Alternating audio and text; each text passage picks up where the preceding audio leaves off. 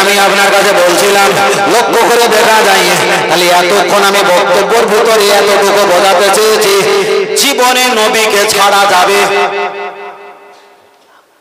নবীকে যদি ছাড়েন আল্লাহকে ছেড়ে দেওয়া হয়ে যাবে এবার আমি আপনার কাছে একটাই কথা বলছি দাহিনে বাহিনে সালাম ফিরদার দোনো হাত উঠাकर দোয়া মাঙ্গি আমরা দুটো হাত তুলে দোয়া চাই দোয়া চাপারে ঘোকার दोनों हाथ मोह पर फिरलो আমরা মোনাজাতের শেষে দুটো হাতটা মুসাফা করে নিয়ে আসি আর একটা তাসবিহ পাঠ করি কে বলে আলহামদুলিল্লাহ রাব্বিল আলামিন আবার কে বলে বিরহমাতিকা ইয়া রাহমাত রাহিমিন আবার কে বলে লা ইলাহা ইল্লাল্লাহ মুহাম্মাদুর রাসূলুল্লাহ তিনটেই হলো আল্লাহ নামের তাসবিহ এখন বিরহমাতিকা একটা তাসবিহ উত্তর পাড়ার ইমাম বলেছে উত্তর পাড়ার আরেকটা ইমাম আলহামদুলিল্লাহ বলেছে উত্তর পাড়ার ইমাম আরেকটা ইমাম আছে তিনি লা ইলাহা ইল্লাল্লাহ কলেমা পড়েছে এখন তিনটেই তো আল্লাহর নামে তাসবিহ কোন তাসবিহটা সঠিক হবে কোন তাসবিহটা আল্লাহ খুশি হবে চলেন বিচার দেওয়া যাক আমি যদি ওদের কাছে বিচার দেই ওদের দলে ওদের বিচারাই বিচার করে নেবে পৃথিবীর কারো কাছে যাব না দয়ার নবীর কাছে বিচারটা চাওয়া যাক তাহলে বিচারটা পরিষ্কার হয়ে যাবে নবীর কাছে যাওয়া যাবে ফের বলছি মোনাজাত করতে পারে নাও করতে পারে কিন্তু প্রাসঙ্গিক এসেছিল নবীর পক্ষে তাই একটু বলছি লক্ষ্য করে দেখা যায় মোনাজাতের শেষে একজন বিরহমাতিকা পড়েছেন ও আল্লাহর নবী একজন আলহামদুলিল্লাহি রাব্বিল আলামিন বলে মোনাজাত শেষ করেছে একজন কলেমা শরীফ পড়েছে হুজুর আপনি জবাব দিয়ে দেন এখন তিনটি তাসবিহ আমি কোন তাসবিহটা বেশি ব্যবহার করব আল্লাহর নবী এবার চট করে জবাব দেওয়া শুরু করলেন আফদালুল ইবাদাতিস সালাত পৃথিবীতে যত ইবাদত আছে সবচেয়ে বড় ইবাদত হলো শ্রেষ্ঠ ইবাদত হলো নামাজ আল্লাহর নবী পরে বলেছেন আফদালুত তিলাওয়াতুল কোরআন সবচেয়ে যত তেলাওয়াত আছে শ্রেষ্ঠ তেলাওয়াত হলো আল্লাহ পাকের কোরআন বলুন সুবহানাল্লাহ তাহলে একজনকে যদি জিজ্ঞাসা করা হয় তুমি নামাজ কেন বড় তখন বলেছে নবী বলেছেন বড় ইবাদত নামাজ ওই কারণে আমি নামাজ পড়ি ভেরি গুড খুব ভালো আপনি কেন কোরআন বড় কেন নবী বলেছে সবচেয়ে বড় তেলাওয়াত কোরআন ওই কারণে আমি কোরআন পড়ি অবশ্যই সিলেক্ট করা দরকার ভালো ভালো তুমি মোনাজাতের শেষে বিরহমাতিকা পড়লে কলেমা কেন পড়লে না যে নবী বলেছে বড় ইবাদত নামাজ নবীর কথা শুনে নামাজটা নিয়েছো যে নবী বলেছে বড় তেলাওয়াত কোরআন নবীর কথা শুনে কোরআনটা নিয়েছো আর সেই নবী বলেছে আফদালুল জিক্রি লা ইলাহা ইল্লাল্লাহ মুহাম্মাদুর রাসূলুল্লাহ সাল্লাল্লাহু আলাইহি ওয়াসাল্লাম সবচেয়ে বড় জিকির হলো কলেমা শরীফ তাহলে নবীর কথা শুনে নামাজটা মেনেছো নবীর কথা শুনে কোরআনটা মেনেছো আর নবী যে বড় জিকির কলেমার কথা বললে এটাই তুমি নিলে না তাহলে এখানে প্রমাণ হয়ে গেল ওর ভিতরে নামাজ আছে ওর ভিতরে তাসবিহ আছে কোরআন আছে ইবাদত আছে নেই কে আমার আপনার নবী তো বলেছে আনা বারিউম মিনহুম অহুম বারিউনা মিন্নি হাসরের মাঠে ওরা আমার কাছে আসবে না আমি নবী ওদের কাছে যাব না ওদের একটাই সমস্যা ছিল ওদের ভিতরে সব ছিল শুধু ছিলাম না আমি ছিলাম না আমি ফের বলছি উনি মোনাজাত করতে পারেন নাও করতে পারেন কিন্তু 30 বছর বিরহমাতিকা শরবত খেয়েছেন এখন 10টা বছর তো কলেমা শরবত খাওয়া দরকার ছিল চল রেখে দেই আল্লাহ ও আমার বাতিল আমি আপনাকে বোঝাতে দিয়েছি আর একটা অপশন আমি আপনার কাছে বলছি নবী আদম আলাইহিস সালাম আল্লাহ নবী আদম আলাইহিস সালাম আল জিবালা এক সময় পাহাড়ের উপরে বসে আছেন জঙ্গলে কিছু হরিণ নবী আদম আলাইহিস সালামের কাছে গিয়ে সালাম দিয়ে জিজ্ঞাসা করলেন কেমন আছেন বললেন শুকরান আলহামদুলিল্লাহ আলা তাইয়্যিবুন আল্লাহর ইচ্ছা ভালো আছে শুকরিয়া নবী আদমকে জিজ্ঞাসা করলেন ও নবী আদম আলাইহিস সালাম আপনার চোখে কেন পানি আপনি একটু জবাব দিয়ে বলেন হুজুর তাই নবী বলেছিলেন নবী আদম আমার চোখে পানি একটাই কারণ আল্লাহর ডরে আল্লাহর ভয়তে আল্লাহর আযাব আযাবের ভয়তে আর আমার শর্মন্দা লজ্জিত হওয়ার কারণে আমি আল্লাহর কাছে যেতে পারি না, আল্লাহর কাছে ক্ষমা চাইতে আমার বড় লজ্জিত লাগে। আমি ওই কষ্টে কষ্টে বসে বসে কান্নাকাটি করছি, চোখ থেকে পানি। তাফসীরে মুনিরিতে যত সংবাদ এসেছে, নবী আদমের কান্না দেখে জঙ্গলে প্রাণী তারা পাশে বসলো, পানার কান্না এরা কান্না শুরু করে দিল। তিনি খায় না, এনারাও খায় না। তিনি ঘন্টাকে ঘন্টা বসে আছে, এনারাও ঘন্টাকে ঘন্টা বসে আছে। তাফসীরের ব্যাখ্যা এসেছে, দীর্ঘক্ষণ সময় পর নবী আদম বলেছিলেন, তোমরা বাড়ি চলে যাও, তোমার বাড়ি পরিবার আছে, জঙ্গলে চলে যাও। ওরা যখন জঙ্গলে চলে যাচ্ছিল, কাছে ছিল লাকড়ি পাতা, মারিয়াম ফুল ওদেরকে দিয়েছে। ওরা চিবিয়ে চিবিয়ে খেয়ে জঙ্গলে যখন প্রবেশ করতেছে, ওদের চেহারাটা উজ্জ্বলতা হয়েছে, আর মুখ থেকে খুশবু আর খুশবুর বাহির হয়। দোনোয়ার জোলাকুন দুই পাশার মাঝখানে মৃগ নামে কস্তুরী আমার আল্লাহ দান করে দিয়েছে। এবার পরেরটা না ভালো, যখন বলেছি খারাপটা নিয়ে যাও। নবী আদম আলাইহিস সালামের কাছ থেকে ফিরে আসা তাদেরকে ওদের দল সাথীরা জিজ্ঞাসা করলো, তাই ভালো কি ব্যাপার, এগুলো কি কি কারণে তোমাদের এমন নিয়ামতি হলো? ওরা বলল, নবী আদম আলাইহিস সালাম কাঁদছিল, আমরা গিয়েছিলাম একটু সুখ দুঃখের কথা শুনছিলাম, তানার কান্নায় আমরা কেঁদেছি, তানার কষ্ট আমরা কিছু ভাগ নিয়েছি, তানার সঙ্গে বসতে বসতে গল্প করতে করতে মহব্বতে অনেকটা সময় বসেছিলাম, আমরা চলে আসছিলাম, মহব্বত হয়ে গেছে, যখন চলে আসছিলাম লাকড়ি পাতা মারিয়াম ফুল দিয়েছে, আমরা খেয়েছি, আল্লাহ আমাদের নিয়ামতে দান করেছে। ওরা বলল, লোকেশন ঠিকানা অ্যাড্রেসটা দাও। লোকেশন ঠিকানা দিয়েছে। দ্বিতীয় দল হরিণ নবী আদম আলাইহিস সালামের কাছে এসে বললেন, ও নবী আদম আলাইহিস সালাম, মালগুলো দাও, মালগুলো দাও যা আমাদের সাথী ভাইদের দিয়েছিল। ওদেরকে লাকড়ি পাতা মারিয়াম ফুল দিয়েছে, ওরা চিবিয়ে চিবিয়ে খেয়েছে, ওদের চেহারা কোত্তার না রূপে রূপান্তরিত হয়েছে। তার কারণ হলো একটা, আগে যারা গিয়েছিল এরা মাল নিতে যায়নি, এরা মহব্বতে কেঁদেছে, মহব্বতে বসেছে, মহব্বতে সময় লাগিয়েছে, চাইতে হয়নি, মহব্বতের কারণে দিয়েছে, আল্লাহ নিয়ামত দান করেছে। দ্বিতীয় যারা গিয়েছিল, নবীর প্রতি চুল পরিমাণ মহব্বত ছিল না, দেখায়নি, ওরা খেয়েছে, চেহারাটা পরিবর্তন হয়েছে। আপনি যে মোনাজাতে শেষে রহমতে কাপড়েছেন, আল্লাহ আমার প্রতি রহমত দাও, আল্লাহ বরকত দাও, শুধু আল্লাহর কাছে মাল নেওয়ার ধান্দায় তুমি শুধু হাত তুলে বেরহমতে কা করেছো। আমরা বেরহমতে কা পড়ি, আলহামদুলিল্লাহ পড়ি, কিন্তু মুহাম্মদ রাসূলুল্লাহ আমরা ভুলিনি। মুহাম্মত আছে পড়ে তাই বলি, কিন্তু হাসরের ময়দানে চাইতে যদি ভুলে যায়, নবীর মহব্বতের কারণে আল্লাহ আমাদের ডেকে দিতে ভুলবে না। শুধু প্রাসঙ্গিক ছিল মহব্বত, শুধু প্রাসঙ্গিক ছিল মহব্বত। বক্তব্য কিছু বুঝতে পারছি পিছনে ভাই? আওয়াজ কিছু বুঝতে পারছো বড় ভাই? আল্লাহ আল্লাহ। ও আমার বাতিরা, চলেন আমি আপনার কাছে বলতে চাই, এবার প্রসঙ্গটা এই জায়গাটা আমি শেষ করলাম, আর বেশি লম্বা করব না। আমি যদি একটা বিষয় বলি ঘন্টা তো পার হয়ে যাবে, তাহলে অন্য তরি তরকার আর দেখা যায় অন্য তরি তরকার পাতে আর পড়বে না, একটা তরকারে ভাত আগাগোড়া খাওয়া হয়ে যাবে।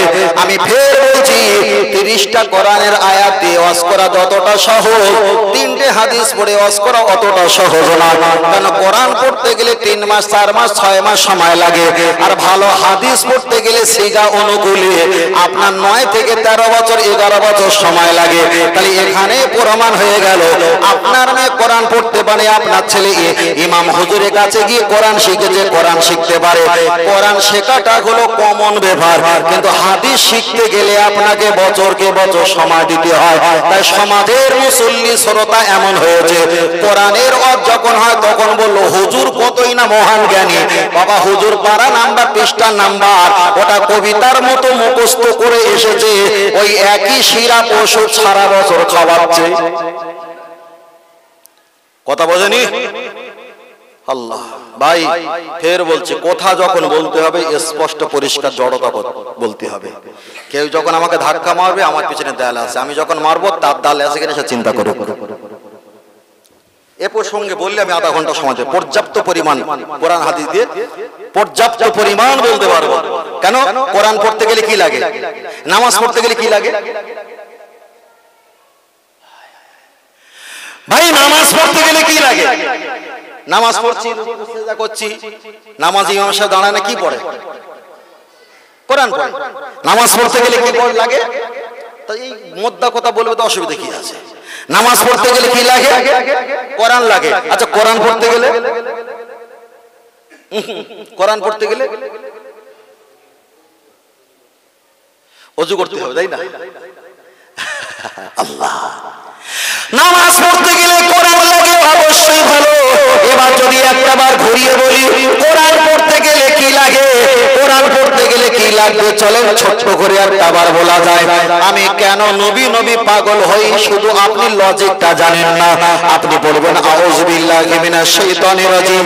আপনি যে আউযু বিল্লাহি মিনাশ শাইতানির রাজিম পড়ছেন, এটা কোরআন শরীফের কোনো আয়াতে নয়, এটাই হলো নবী পাকে রেখে যাওয়া হাদিস। তাহলে আল্লাহর কোরআন পড়তে গেলে আমার নবীর হাদিস দিয়ে শুরু হয়।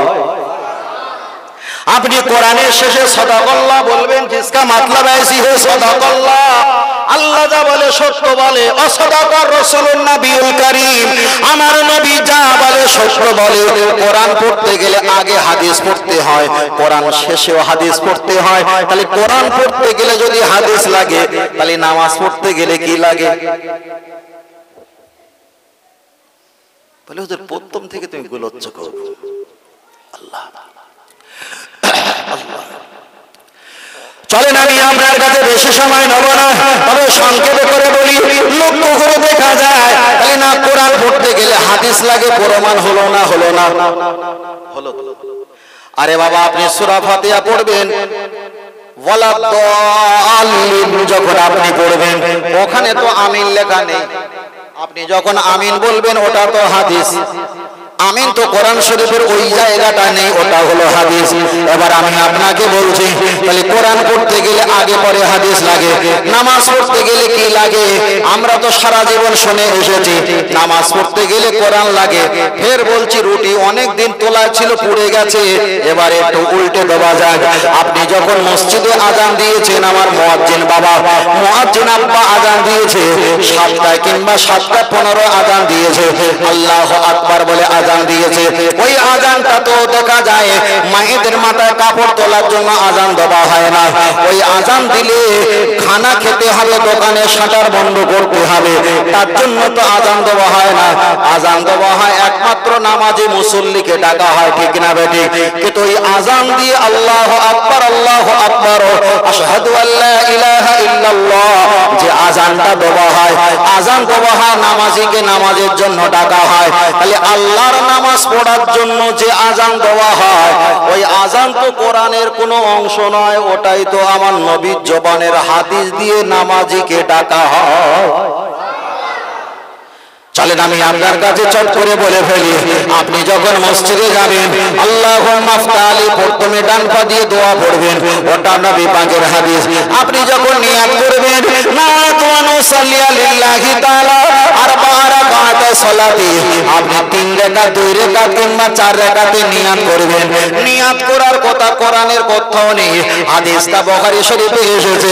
মুহাম্মদ আল্লামা আব্দুল্লাহ ইসমাইল বিন বুখারী রাহমাতুল্লাহ, তিনি তো প্রথমে হাদিসটা সংকলন করে বলেছেন, ইন্নামাল আমালু বিন্নিয়াত, প্রতি কাজে তোমরা নির্ভেজাল ভালো তোমরা নিয়াত করো। তাহলে নিয়াত যেটা করবে ওটা তো কোরআনের কোনো সম্পর্ক নয়, নিয়াত করার কথা খোদ আমার রাসূল বলেছে। আপনি নিয়াত করলেন, ওটা হলো হাদিস। আপনি কানের লতিতে হাত ঠেকালেন কিংবা কাছাকাছি হাত নিয়ে গেলেন, ওটা হলো হাদিস। আপনি যখন নাভির নিচে হাত বাঁধবেন, ওটা হলো হাদিস। আপনি দোয়া সানা পাঠ করবেন, সুবহানাকা আল্লাহুম্মা বিহামদিকা, ওটা কোরআন নয়, ওটা নবী পাকের হাদিস। আপনি আউযু বিল্লাহি মিনাশ শাইতানির রাজিম পাঠ করবেন। কোরআন শরীফ যদি 114টি সূরা হয়, 6666টি যদি আয়াত হয়, এক দেখা যায় 7টা যদি মানজিল হয়, কোরআন শরীফ যদি 848টা পৃষ্ঠার হয়, কোরআন শরীফ নরমালি 2000-3000 টাকা যদি দাম হয়, টোটাল কোরআনে আউযু বিল্লাহি মিনাশ শাইতানির রাজিম নেই। ওটাই হলো নবী পাকের হাদিস। আপনি বলেন নামাজের এতটা ভিতরে আমরা পৌঁছে গেছি, এখন একটা অক্ষর কোরআন পেলাম না, চলছে এখন হাদিস। এগুলো বাদ দিলে নামাজ হওয়া কি সম্ভব? চলেন আমি আপনার কাছে বলছি, লক্ষ্য করে দেখা যায় আপনি এবার বিসমিল্লাহির রহমানির রহিম পাঠ করবেন। বেসিনজের বিসমিল্লাহ জরমিল লাম করজাবাল্লাহি রাজিহি রাহিদাবারা মিন করজাবার মামুন রাজিনি রাজাবারা হাইয়াজরিহি মিন জরমি বিসমিল্লাহির রহমানির রহিম। अल्लाह के नाम से शुरू करता हो जो बड़ा मेहरबान निहात रहम वाला है। আল্লাহর নামে শুরু করছি যিনি দয়ালু মেহেরবান রহমত ওয়ালা। তাহলে বিসমিল্লাহির রহমানির রহিম এটা হলো কোরআনের একটা অংশ। আপনি সূরা ফাতিহা মানে আলহামদু সূরা পড়লেন, এটা হলো একটা কোরআনের অংশ। আপনি যখন সূরা ফাতিহার পরে আর একটা সূরা পড়বেন, কমপক্ষে 3 আয়াত যদি আপনি পড়েন, সেটা একটা কোরআন শরীফের অংশ। তাহলে সূরা ফাতিহা পড়লেন, এটা কোরআন। অন্য একটা সূরা পড়লেন, এটা কোরআন। বিসমিল্লাহির রহমানির রহিম পড়লেন, এটা একটা কোরআন। তাহলে আপনি 3টে কোরআনের অংশ পাঠ করলেন। আল্লাহু আকবার বলে রুকু করলেন, সুবহান রাব্বিয়াল আযীম 3 বার 5 বার 7 বার 9 বার। এটা কোরআন না, এটা হলো হাদিস। সামি আল্লাহু লিমান হামিদা এটা কোরআন না, এটা নবী পাকের হাদিস। রব্বানা লাকাল হাম এটা কোরআন না, এটা নবী পাকের হাদিস। আল্লাহু আকবার বলে সেজদা গিয়ে সুবহান রাব্বিয়াল আলা এটা কোরআন না, এটা নবী পাকের হাদিস। আপনি বসে বসে আত্তাহিয়াত মানে তাশাহুদ পড়বে, এটা কোরআন না, এটা নবী পাকের হাদিস। বসে বসে দরুদ ইব্রাহিম কিনা মুহাম্মদ ইব্রাহিম আপনি পড়বেন, মুহাম্মদ সাল্লাল্লাহু আলাইহি ওয়াসাল্লাম নামে দরুদ পড়বেন, ওটা কোরআন না, ওটা নবী পাকের হাদিস। আপনি দোয়া মাসুরা যখন পড়বেন, ওটা কোরআন না, ওটা নবী পাকের হাদিস। আপনি ডান দিকে যখন সালাম ফেরাবেন, আসসালামু ক্বাবলাল কালাম পহলে সালাম উনকে বাদ কালাম। আল্লাহর নবী বলেছে দুনিয়ার কথা বলার আগে সালাম দাও। সালাম দেওয়াটা এটা নবী পাকের হাদিস। আল্লাহুম্মা আমিন বলবেন, এটাও হাদিস। আপনি মুনাজাত শেষ করার সময় দুনো হাত মুহ পার ফিরলো, দুটো হাত যখন মাসাবা করে নিয়ে আসবেন, এটা হলো হাদিস। আপনি মুনাজাতের শেষে কলেমা শরীফে যে তাসবিহ পাঠ করবেন, বিরহমাতিকা কিম্মা আলহামদুলিল্লাহ, পুরো কলেমাটা কোরআন না, এটা নবী পাকের হাদিস। তাহলে আযান থেকে নিয়ে আর মুনাজাতের শেষ পর্যন্ত কোরআন আর হাদিস মিলে যদি 10% থাকে, তার ভিতরে 2% আল্লাহর কোরআন আর 8% আমার নবী পাকের হাদিস। এবার আপনি বলেন আল্লাহকে ভালোবাসবেন, কিন্তু সেই আল্লাহ তো নবী সম্পদ রেখেছে 8% আর আল্লাহর নামে সম্পদ রেখেছে 2%। এবার আপনি বলেন নামাজ পড়তে গেলে কোরআন লাগে না হাদিস লাগে? বলেন বলেন, কোরআন লাগে না হাদিস লাগে? আরে যে কোরআনের রস শুনিয়েছি 90 বছর, ওই কোরআনে পার্সেন্ট 2। আর যে হাদিসের নাম এতদিন গোপন করা হয়েছিল, সেই হাদিসের পার্সেন্ট 8। আরো যদি আমাকে সময় দেন, আরো ওই গর্তয় নামলে আরো বার করতে পারি। কথা বলেন না? তাহলে এখানে প্রমাণ হয়ে গেল নবীকে গোপন রাখা যাবে না। আর যারাই নবীকে গোপন রাখে তারাই তো মুনাফিক। আর কোরআন বলেছে ওয়ালা তুসাল্লি আলা আহাদিন মিনহুম মাতা আবাদা, যারা মুনাফিক মারা যাবে তাদের জানাজা পড়া যাবে। ওয়ালা তাকুম আলা কবরিহি, যারা মুনাফিক মারা যাবে ওদের কবরের কাছে যাওয়া যাবে না। ইস্তাগফির লাহুম আও লা তাস্তাগফির লাহুম, মুনাফিকের কবরের কাছে দোয়া দরুদ পড়া যাবে না। ইন তাস্তাগফির লাহুম 70 মাররাতান, মুনাফিকের জন্য 70 বার যদি হাত তুলে দোয়া করা হয়, তাও দোয়া কবুল হবে না। কেন? নবীর প্রতি বিনসাফি করেছে, আমার আল্লাহ তাদের প্রতি বিনসাফি করবে। নবীর প্রতি ইনসাফ করলে আল্লাহ তাদের প্রতি ইনসাফ করবে। জোরে বলে, আর একটু জোরে হবে না? নারে তাকবীর। দোয়া এতক্ষণ যা বলেছিলাম, একদিকে দুনিয়া হয়ে যায় আর অপরদিকে আল্লাহকে রাজি করেছি। অপরদিকে আল্লাহকে রাজি করেছি, যেহেতু সবরের সাইনটা কবুলিয়াত করাতে হবে, কবুলিয়াত করাতে হবে। তার কারণ কোরআন পড়ার আগে আমরা আউযু বিল্লাহ বিসমিল্লাহ বলি। কোন কোন হাদিসের ব্যাখ্যা এসেছে কোরআন পড়ার আগে আল্লাহ শুকরিয়া পড়ো, রাসূল পাকের উপর দরুদ সালাম পড়ো, তারপরে কোরআন পড়ো। তবে হাদিসের একের খণ্ডটা খেয়াল আসছে না বলে দায়িত্ব নিয়ে বলতে পারিনি, লাজবাব হয়ে গেছে। তবে চেষ্টা আছে ইনশাআল্লাহ খোঁজ করার জন্য। আল্লাহ কবুল করেন, বলেন আমিন। আর একে সকলে বলেন আল্লাহুম্মা আমিন। দরুদ শরীফ আল্লাহুম্মা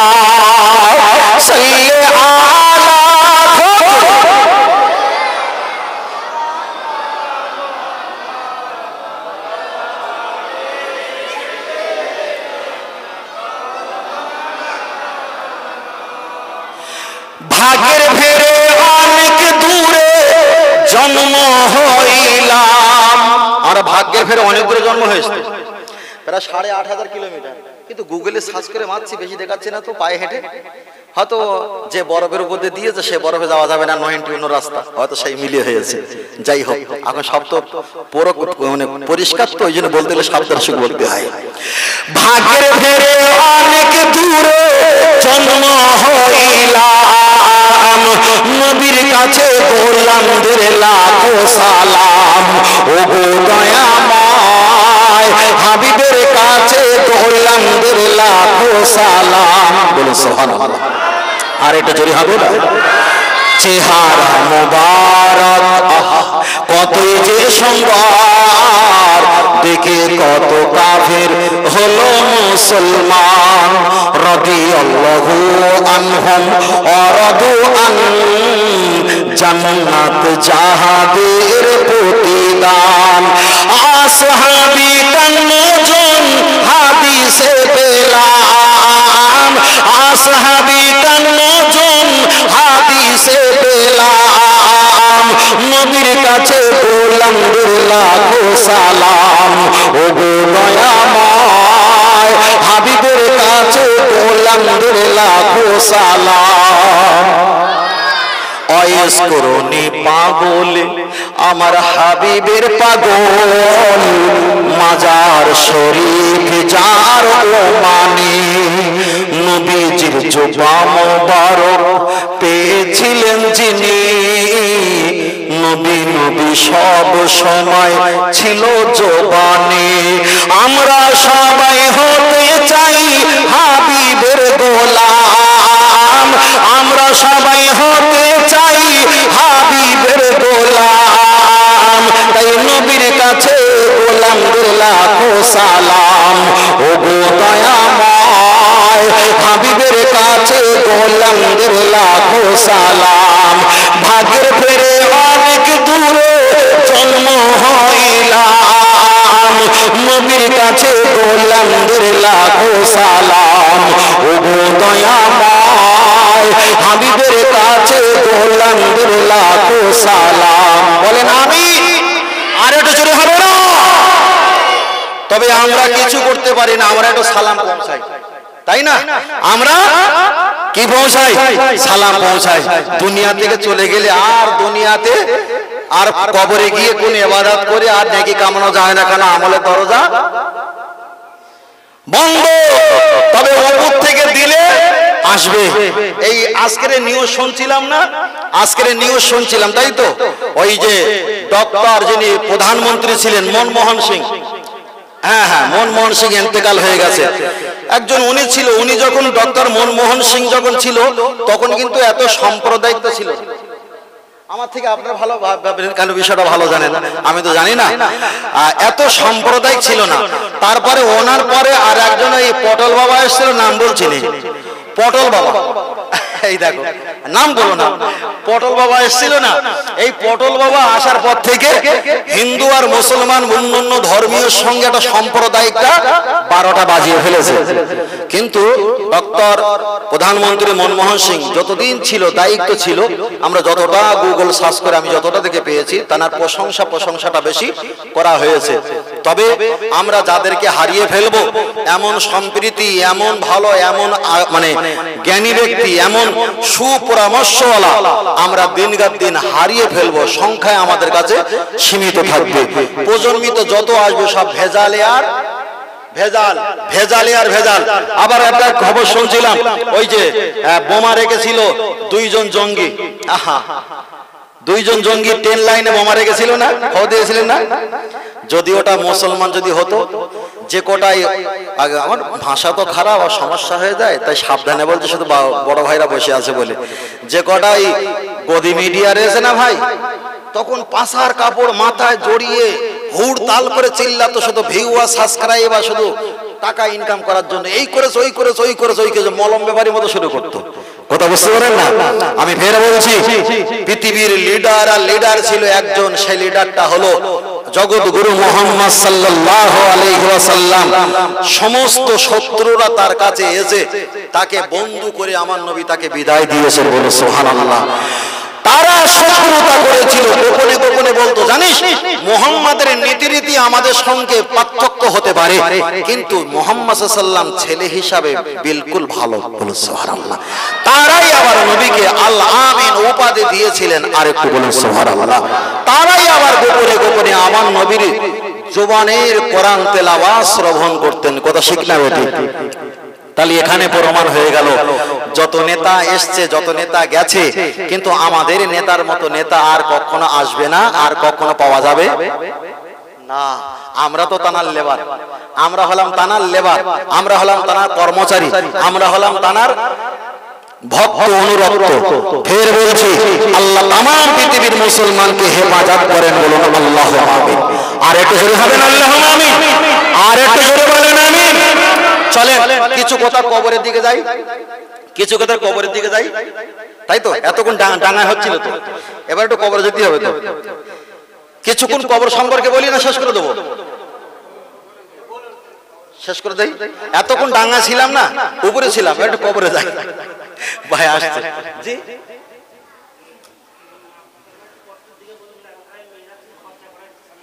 আর ও হবে না ভাই, ও কালকের মিলাদ দিও, কালকের করে দেবেন, আজকের এই মিলাদের হবে না ভাই। এই মিলাদ আছে উগুন তোলা হচ্ছে ভাই, এই মিলাদের হবে না। আমি দুঃখিত, মানতে পারছি না, রাখতে পারছি না, বুঝেন না? ওটা পরে চলে যাবে, আগিয়ে যাই। কবর সম্পর্কে মৃত দুনিয়া থেকে কোনো ব্যক্তি ইন্তেকাল হয়ে গেলে আমরা তাদের নামে কোরআন খতম করি, কোরআন খতম করি। আমাদের হাফেজ সাহেব, ইমাম সাহেব, হুজুরগুলো সাবে বেড়াতে চাঁদে বাড়িতে বাড়িতে 3 পারা 2 পারা 1 পারা 2 পৃষ্ঠার 5 পৃষ্ঠার একটা করে সূরা কোরআন তেলাওয়াত করে, তাই না? তাই কেউ কেউ ফতোয়া দিয়েছে এরকম কোরআন তেলাওয়াত তো কোনো নবীর জামানা ছিল না, নবীরাও করেনি, তোমরা কেন করছো? এগুলো বেদাত। বলে দেওয়াটাই ভালো, বেদাত বেদাত ভালো। চলেন, আমরা এই কারণে কোরআন তেলাওয়াত গুলো জারি রেখেছি। কারোর বাড়িতে এমনও ব্যক্তি আছে কেউ কোরআন পড়তে পারে না, কারো বাড়িতে সারা বছর কোরআন তেলাওয়াত হয় না। তাই আমাদের মহল্লা যে কটা বাড়ি থাকে সমস্ত বাড়িতে ইমাম সাহেব হুজুর ছাত্রদিগকে নিয়ে তিনি বাড়িতে বাড়িতে 1 পারা 2 পারা 5 পারা কিংবা 2 পৃষ্ঠা 5 পৃষ্ঠা কোরআন তেলাওয়াত করে। যাদের বাড়ি কোরআন তেলাওয়াত হয় না, যাদের বাড়ি হয়, প্রত্যেকের বাড়িটা কোরআন তেলাওয়াত করা হলো। আপনি বলেন বাড়িতে কোরআন তেলাওয়াত করা ভালো না খারাপ? ভালো তো। তাহলে এটা যদি বছরে একবার যদি করেই থাকে তাহলে এখানে অবশ্যই খারাপ হবার কোনো লাইন নেই, এটা অবশ্যই ভালো। চলেন আমি আপনার কাছে আরেকটা বলছি, কোরআন তেলাওয়াত যখন করা হয় একটা করে খতম দেওয়া হয় না? একটা খতম, দুটো খতম। হুজুরকে বল হুজুর 3টে খতম করবেন, বিদেশ থেকে ফোন করে বললো আমার আব্বার জন্য 2টো খতম করে রাখবেন। এখন কেউ যদি ফ্যাশন একটু আঁকড়া বাঁধায়, হুজুর নবীর জামানায় তো খতম পড়া ছিল না, নবীর জামানায় কেউ খতম পড়িনি, সাহাবারা কেউ খতম পড়িনি, তাহলে আপনারা খতম পড়ছেন কোন হাদিসে আছে? কথাটা 3 সেকেন্ড টিকবে না, আগে বলেছিলাম 15-20 মিনিট আগে, 3 সেকেন্ড টিকবে না। দয়ার নবী মুহাম্মদ সাল্লাল্লাহু আলাইহি ওয়াসাল্লাম মসজিদে নববীতে বসে আছেন, জিবরিল আমিন আলাইহিস সালাম আল্লাহর নবীর কাছে এসে সালাম দিলেন, আর এই দুটো হাঁটু আল্লাহর নবীর সঙ্গে ওই হাঁটু মোবারকের সঙ্গে হাঁটুটা মিশিয়ে দিলেন, মিশিয়ে দিলেন। মিশিয়ে দেওয়ার পরে জিবরিল আমিন আলাইহিস সালাম আল্লাহ নবীকে বললেন, ইয়া রাসূলুল্লাহ সাল্লাল্লাহু, আপনি কোরআন তেলাওয়াত পুরোটা মুখস্থ করেছেন, জানি আপনি কোরআনগুলো পড়েন, আমি শুনবো, সমস্যা হলে কোথায় কি সমস্যা আমি সমাধানটা করে দেবো, আল্লাহ আমাকে পাঠিয়েছেন। আল্লাহ নবী কোরআন তেলাওয়াত করা শুরু করলেন, জিবরিল আমিন শ্রবণ করছে, প্রথম থেকে নিয়ে শেষ পর্যন্ত গোটা কোরআন তেলাওয়াত করলেন। জিবরিলের ক্ষমতা হয়নি এক জায়গায় লোকমা দেওয়ার মতন, বলুন সুবহানাল্লাহ। জিবরিল চলে যাচ্ছিলেন, আমার নবী হাত ধরে বলে, জিবরাইল বসো, আল্লাহ আমার কাছে কোরআন পড়া শুনতে বলেছে, আপনি শুনে চলে যাচ্ছেন, এটা আল্লাহর পক্ষ থেকে এসেছিলেন, এবার আমার পক্ষ থেকে যেতে হবে, বলে সুবহানাল্লাহ। এবার আমার পক্ষ থেকে যেতে হবে, যখন যেতে বলবো তখন যাবে, তার আগে না। ইয়া রাসূলুল্লাহ বলেন, আল্লাহ বলেছে কোরআন তেলাওয়াতে একবার তেলাওয়াত শোনার জন্য পুরোটা, এবার আমার পক্ষ থেকে আরেকবার শোনো। নবী আমার প্রথম থেকে শেষ পর্যন্ত গোটা কোরআনটা শুনিয়ে দিলেন। জিবরিল আমিন আলাইহিস সালাম শুনলেন, জিবরিল আবার চলে যাচ্ছিলেন, আবার নবী হাত ধরে বসলেন, বসো, চলে গেলে হবে না। এখন আল্লাহ বলেছেন একবার পড়তে, পড়ে ফেলেছি আমি কয়বার? দুইবার। এখন দুটো কোরআন খতম যখন হয়ে গেছে, শেষ মানে কি আরবি উর্দুতে বলা হয় কি খতম, খতম তাই না, আখেরি করা শেষ করা হয়ে গেছে। এখন দুটো খতম কোরআন আমি কি করব? তুমি হাত তোলো, আমি হাত তুলি, ফরাফাইয়া দাইহি। আল্লাহ নবী তখন কি করলেন? নহর, নহর ওই যে দুম্বা জবাই করা হয় না, দুটো দুম্বা জবাই করলেন, নহর করলেন, দুটো খতম পড়লেন। নবী আমার দোয়া করলেন, আল্লাহ একটা খতম একটা নহর আমার বংশ পরিবার আহলে বায়াতের জন্য, বলে সুবহানাল্লাহ। আর একটা খতম আর একটা নহর আল্লাহ যারা এসেছেন, যারা আসছেন, যারা আসবে, এসেছিলেন প্রত্যেকের রুহুর মাগফিরাতের জন্য, বলে সুবহানাল্লাহ। আপনি বলেন আল্লাহ বলেছেন একবার পড়তে, নবী পড়েছে দুবার পড়েছে, খতম গুলো জীবিত ওয়ালা, মৃত ওয়ালা, আসনে ওয়ালা ব্যক্তিদের জন্য নবী হায়াতে থাকা কালীনই খতম বক্সে দিয়েছিল না দেয়নি? দিয়েছিল, দেয়নি? এবার কেউ যদি বলে নবী দুনিয়াতে চলে যাওয়ার পরে আবু বকর অন্য সাহাবারা হুজুরা কোরআনে এক জায়গা করেছে, তারপরে তো কোরআন গঠিত হয়েছে। আরে নবীর জবানে ছিল আল্লাহর কোরআন, নবীর ছিনায় ছিল আল্লাহর কোরআন, নবী তেলাওয়াত করেছে, খতম পাঠ করেছে, দুটো খতম নিয়ে নবী প্রত্যেকের জন্য মাগফিরাতের সাবসানি করে দিয়েছে। এবার বলেন নবী জীবিত মৃত যারা আসেনি প্রজন্মিত তাদের জন্য নবী রূহ পাকে সওয়াব পৌঁছে বক্সে দিয়েছেন। এখন আমরা যদি মৃত ব্যক্তির জন্য কোরআন বক্সে দেই, আমাদেরটা ভুল হবে বলে কি মনে হয়? কথা বোঝাতে পারি, সংক্ষেপ করে বলছি, ভুল হবে? ওই চট করে বলে দেবে নবী সাহাবারা করেনি। আরে নবী সাহাবারা করেনি, নবী সাহাবারা এমন কিছু কাজ করেছে, এখানে বলা ঠিক হবে না। আমি যদি বলি তোমার দাঁত লেগে যাবে, তোমার দাঁত লেগে যাবে। হয়তো ওরা সাহাবা ছিল কিংবা সাহাবার ভিতরে মুনাফিক ছিল। নবীকে, নবীর স্ত্রীকে এমন তোহমত দিয়েছে, এমন তোহমত দিয়েছে, নবী আমার 15 দিন ধরে কেঁদেছে। আম্মা জান আয়েশা সিদ্দিকাকে বাপের বাড়ি তুলে দিয়েছে, নবী নিজের বাড়িতে দুইজনা ফাঁকা মাঠে দুই জায়গায় বসে 15 দিন ধরে কেঁদেছে। কোরআন নাজিল হয়ে গেছে, হাবিব কাঁদবেন না, ওটা তোমার মাঝখানে কিছু মুনাফিক ঢুকে তোমাকে কান্নাকাটি করিয়েছে। আপনি সাহাব, নবী যখন বেঁচে থাকবে তখন সাহাবা আমাদের দলিল নয়, নবী যখন দুনিয়া থেকে ওফাত হয়ে যাবে তখন সাহাবা আমার দলিল। তাহলে নবী থাকাকালীনই কোরআন খতম দুবার করেছে, সাহাবারা করুক আর নাই করুক, নবী আমাদের কাছে দলিল, বলে সুবহানাল্লাহ। চলেন আমি আপনার কাছে বোঝাতে চেয়েছি, লক্ষ্য করে দেখা যায়, আমি আপনার কাছে বিষয়টা লম্বা করব না, এবার আমি সংক্ষেপ করব।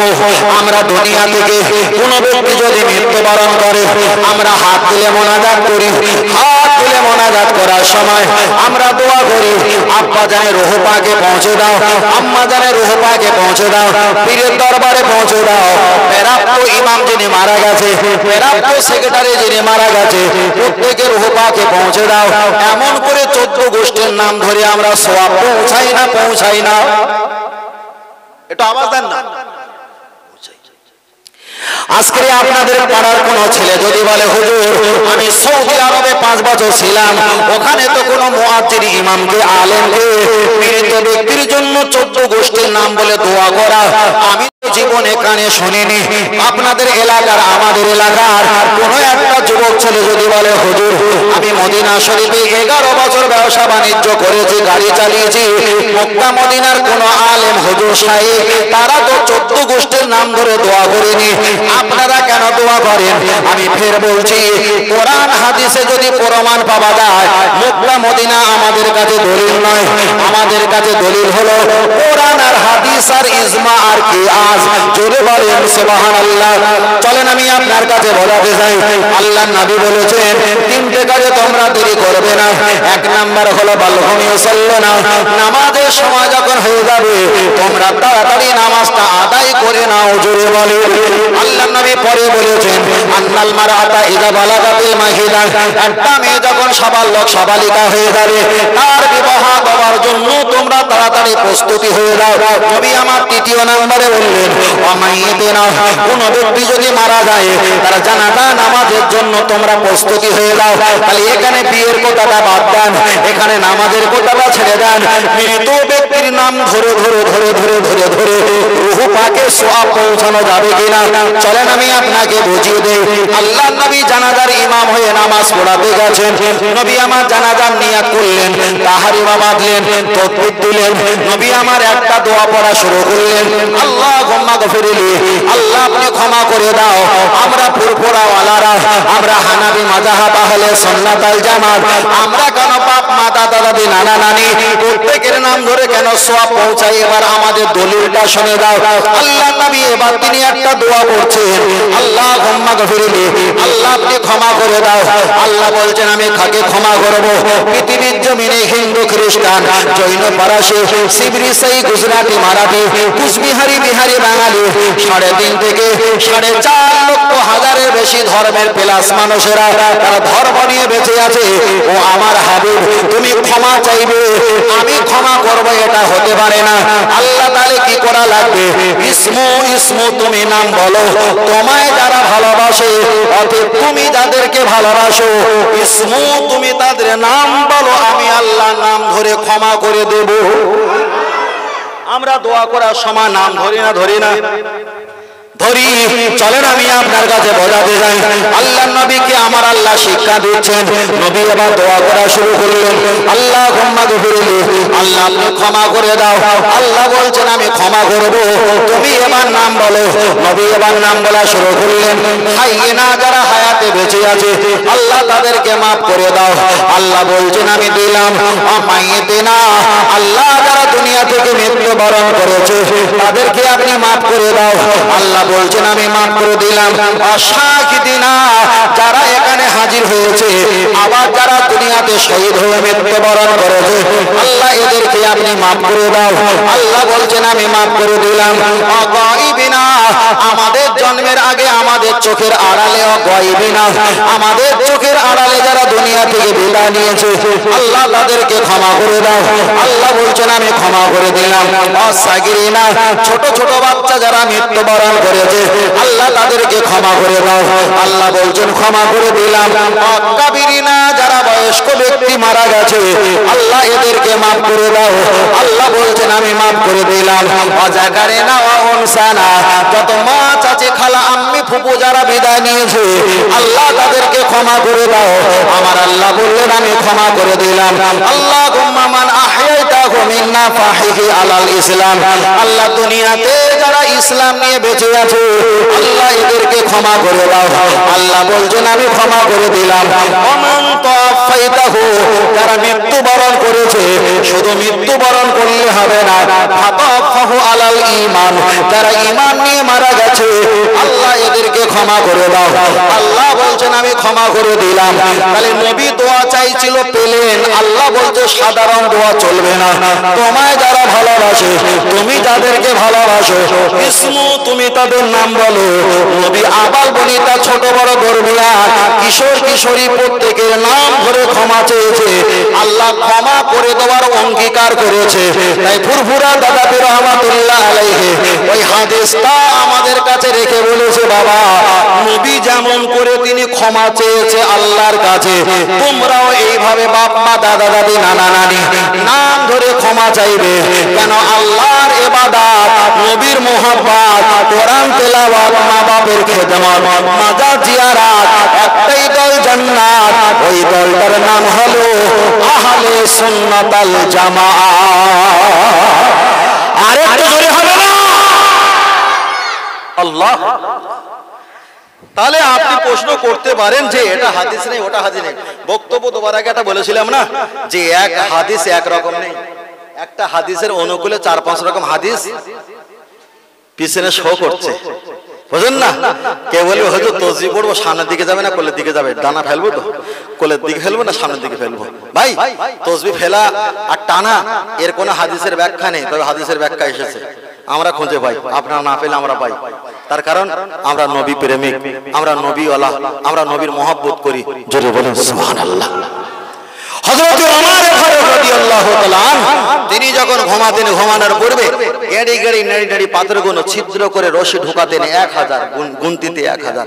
ঘুমানোর আগে একবার করে টানতেন, কলেমা জিকির করতেন, একবার করে টানতেন। সব যখন শেষ হয়ে যেত আল্লাহুম্মা বিসমিকা আমুতু আহইয়া বলে তিনি ঘুমায় পড়তেন। ওমর ফারুক যদি এই জামানা বেঁচে থাকতেন, এত বড় পাথরের নেড়ি পাথরে একটা তসবিহ দানা না করে ছোট ছোট তসবিহ দানা আরো বেশি বেশি তেলাওয়াত করার সুযোগ পেতেন। ঠিক না ঠিক? তাহলে ওটা যদি বড় হয়, ওটা যদি হালাল হয়, এটা ছোট হালালের বাচ্চা হালাল। আর একটু জোরে হবে না? আর একটু জোরে হবে না? চলেন ফের আপনার কাছে বলি, আমরা কবরে মাটি দেওয়ার সময় মিনহা খলাকনাকুম ওয়া ফিহা নুঈদুকুম ওয়া মিনহা নুখরিজুকুম তারাতান, কথা বলে না, তারাতান উখরা। এবার বলেন কে বলবে হুজুর মাটি দেওয়ার সময় যে দোয়াটা আপনি পড়েছেন এই দোয়াটা অমুক হুজুর বলেছে অমুক হাদিসে নেই। ভাই যে হুজুর বলেছে হাদিসে নেই, ওই হুজুর বলেছিল 6 বছর আগে, নতুন করে দেখো ওই হুজুর ক্ষমা চেয়ে বলছে ভুল করে বলেছিলাম, অত হাদিসে আছে। কথা বুঝতে পেরেছেন? আগের ভিডিও কোপালে পড়েছো, তুমি পালন করেছো, তুমি তো হড়কে জাহান্নামে গেছো, তোমার হুজুর পরে ক্ষমা চেয়েছে এই ভিডিওর কোপালে আসে। চলে না গিয়ে যাই। আল্লাহ নবী দুনিয়ার বেঁচে আছেন, দুনিয়ার হায়াতে বেঁচে আছে। আল্লাহ নবীর একটা ছেলে ছিল, ছেলেটার নাম ছিল হযরতে ইব্রাহিম। হযরতে ইব্রাহিম বাচ্চা দুনিয়া থেকে মৃত্যুবরণ করলেন। নবী আমার দোনো আইডি এখন দুটো হাতের উপরে নিজের বাচ্চা ইব্রাহিমকে কোলে তুলে নিলেন। কোলে তুলে নিয়ে নবী আমার কি করলেন, কবরে তিনি রেখে দিলেন। রাখার পরে দোয়া দরুদ পাঠ করে চাটাই গুণ দিয়ে খেজুরের ডালপালা গুণ দিয়ে রাসূল আমার দুটো হাত দিয়ে বিসমিল্লাহির রহমানির রহিম মিনহা খলাকনাকুম ওয়াহিদা ওয়া ফিহা নুঈদুকুম দুইবার ওয়া মিনহা নুখরিজুকুম তারাতান উখরা তিনবার নবী নিজের বাচ্চার দাফন দিয়েছিলেন মিনহা খলাকনাকুম বলে। নবী বলেছেন আনা বুইস্তু মুআল্লিমান, আমি হলাম তোর বাপের বাপের বাপের সারা জগতে শিক্ষক। নবী যখন নিজের ছেলেকে মিনহা খলাকনাকুম বলে দাফন দিয়েছে, আমিও আমার বাপ মা দাদা দাদি আমার পরিবার মারা গেলে মিনহা খলাকনাকুম বলে দাফন দেব, কেন আমি নবী ছাড়া কাউকে চিনি না। বলে সুবহানাল্লাহ। কত না যে হুজুর বলছে মিনহা খলাকনাকুম বলে দাফন কাফন দেওয়া যাবে না, ওই হুজুর কোরআন শরীফের এই আয়াতটা ভালো মাখরাজের সঙ্গে বলতে পারেন, ওই চারটে ভুল আছে।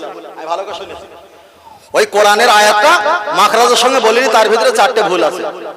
আল্লাহু আকবার। আল্লাহ অনেক কথা বলেছি, সিগন্যাল চলে এসেছে, আর লম্বা নয়, তবে ছোট্ট করে একটা কথা বলছি, ছোট্ট করে একটা কথা বলছি। মৃত ব্যক্তির জন্য সবরে সানি দোয়া খায়ের করি, হাত তুলে মোনাজাত করি, কোরআন তেলাওয়াত করি, মানুষকে খাওয়ান দাওয়ান করাই।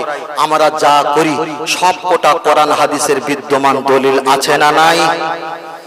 আছে আছে আছে। তুমি খাসির গোশত খেতে পারো না, দুর্গন্ধ লাগে, সরে যাও, তবে হারাম ফতোয়া দিলে কাপড় খুলে নেবে। কথা বুঝতে পেরেছো?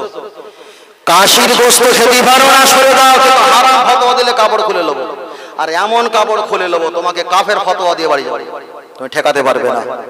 তার কারণ প্রথমে ডাক্তার হালকা করে 500 পাওয়ার দেয়, যখন না হয় 1500 পাওয়ার, হয় সার নাই সর, হয় সার নাই সর। বুঝলেন না? চলেন আর লম্বা না, তুই বসো না, দেরি করছি কেন, বসো না, হয়ে গেছে 19 হয়ে গেছে, আর 1 মিনিট বাকি রয়েছে। ফের বলছি, প্রথম থেকে বক্তব্য করেছিলাম কার বিষয়ে? নবীর বিষয়ে। কার বিষয়ে? নবীর বিষয়ে। তাহলে কবরে যখন চলে এসেছি, তাহলে আমরা একটু কবরে শুয়ে পড়ি। এত সবাই মাটি দেওয়া হলো, আর কবরে শুয়ে পড়ি ভাই, শুয়ে পড়ি। কবরে যখন শুয়ে পড়বে, সবাই যখন চলে আসবে, ফেরেশতা আসবে তো, ফেরেশতা আসবে না? এসে জিজ্ঞাসা করে মার রব্বুকা, তোমার রব কে? তুই বলবে কি? আমার রব হলো, কথা বলে না, আল্লাহ। আল্লাহকে আল্লাহ আমি বলেছিলাম না, বিপদে পড়লে কার কাছে যাবে? আল্লাহর কাছে। আর নবী সাহাবারা গিয়েছিল আগে কার কাছে? নবীর কাছে। বক্তব্য খেয়াল আছে? কবরে বিপদে পড়েছে, যাবে কার কাছে? আল্লাহর কাছে। তাহলে আপনি যখন বলেছেন আমার রব হলো রব্বি আল্লাহ, বিপদে পড়েছেন, আল্লাহকে আল্লাহ বলে ডেকেছেন, আপনি বলেন ফেরেশতা চলে আসবে না থাকবে? ফেরেশতা চলে আসবে না থাকবে? আল্লাহকে আল্লাহ বলেছেন, থাকবে না চলে আসবে? যদি থাকে বিপদ, যদি চলে আসে বিপদ নেই, তাহলে ফেরেশতা থাকবে। তার কারণ মফিজুল, তুমি আল্লাহকে আল্লাহ বলেছো, ইবলিসও আল্লাহকে আল্লাহ বলেছিল, ফেরাউনও আল্লাহকে আল্লাহ বলেছিল, অনেক কাফের আল্লাহকে আল্লাহ বলেছিল, কিন্তু ওরা আল্লাহকে আল্লাহ বলেছে, তুমি আল্লাহকে আল্লাহ বলেছো। তুমি যদি আল্লাহকে আল্লাহ বলে জান্নাত পাও, ওরাও জান্নাত পাবে। তাহলে এত কাঁচা কাজ করা যাবে? করা যাবে না। তারপরে প্রশ্ন করবে আমা দীনুকা, তোমার দিন কি? আপনি যদি বলেন ইন্না দীনা ইনদাল্লাহিল ইসলাম, আল্লাহর মনোনীত ধর্ম হলো ইসলাম ধর্ম, আপনি এটা বলার পর ফেরেশতা চলে যাবে না থাকবে? থাকবে না চলে যাবে? থাকবে। এখানে বোঝাতে চেয়েছে তুমিও ধর্ম পালন করেছো, কত বেকড়া মাল যাদের উকুন তুলছিল তুমি ওয়াজ করে, ওদের মাথা টুপি আছে, ওরা সব মানে ইবাদত তাসবিহ তেলাওয়াত করে, ওদের কাছেও দ্বীন ইসলাম আছে, ঠিক না বেঠিক? ওদের কাছে আল্লাহ আছে, দ্বীন ইসলাম আছে। এর বলেন ফাইনাল পরীক্ষা শেষে হয় না প্রথমে হয়? ঘরের ভিতরে কথা বলো না কেন? হ্যাঁ, শেষে হয় তো, ওই ঘাড় ঘুরি হচ্ছে শেষে হয়, বুঝলেন না? তাহলে ফাইনাল পরীক্ষা কখন হয়? শেষে হয়। এবার জিজ্ঞাসা করা হচ্ছে আমার নবী কত, আমার নবীকে যখন কবরে জিজ্ঞাসা করবে, হ্যাঁ যা মুহাম্মদুর রাসূলুল্লাহ, উনি যে দাঁড়িয়ে আছে উনি হলো আমার আপনার নবী, বলুন সুবহানাল্লাহ। খালি ফেরেশতা আল্লাহকে আল্লাহ বলেছো, ফেরেশতা যায়নি, দিনকে দিন বলে প্রমাণ করেছো, ফেরেশতা যায়নি, নবীকে নবী বলে যখন জবাব দিয়েছো ফেরেশতা তখন চলে আসবে। তাহলে এখানে প্রমাণ হয়ে গেল আল্লাহ চিনলে, দিন চিনলে ইমানদার নয়, নবী চিনলে আল্লাহ আসবে, নবী চিনলে জান্নাত আসবে, নবী চিনলে ইসলাম আসবে, নবী চিনলে ঈমানও থাকবে। জোরে বলো, আর একটু জোরে হবে না? অনেক কথা বলেছি, কে গালি দেবে কে ভালো বলবে, এর জন্য আমি আর আঁচল পেতে বসে নেই ভাই। আমার হক আমি পালন করেছি, যতটা বলার প্রয়োজন ততটাই বলেছি। তবে একটা অসামাজিক কথা, একটা চুল পরিমাণ কথা, ফাঁকড়াও কথা বলিনি, শুধু বলেছি একটা ওই পটল ব্যাপারী কথার বলার আগে হ্যাঁ হ্যাঁ ওই ঠেকটুকুনি বলেছে, তাই তো। আসি একটু সালাম পাঠ করবো, আর বেশি দেরি হবে না, একটু সালাম পাঠ করবো। ইয়া নবী